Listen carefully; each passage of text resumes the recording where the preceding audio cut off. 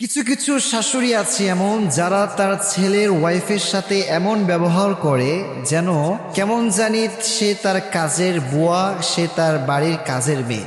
সে সর্বদা বলে যে আমার বৌমাটা আমার সাথে ভালো ব্যবহার করে না, আমার বৌমা আমাকে সম্মান করে না, আমার বৌমা আমাকে তার নিজের মায়ের মতো মনে করে না।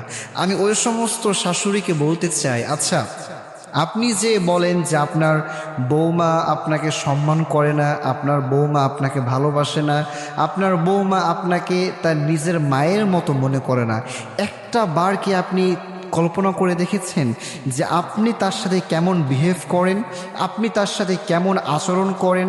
আপনি কি আদৌ একজন আপন মায়ের মতো তার সাথে ব্যবহার করেন?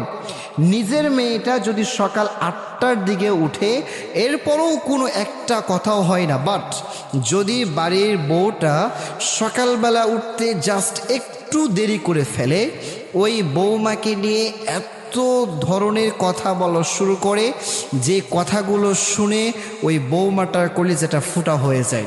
আমি বলতে চাই প্রিয় কলিজার টুকরা আম্মাজান, আপনিও আপনার বৌমাটাকে নিজের মেয়ের মতো ভাবা শুরু করেন, আপনিও আপনার বৌমাটাকে নিজের মেয়ের মতো কাছে টানা শুরু করেন।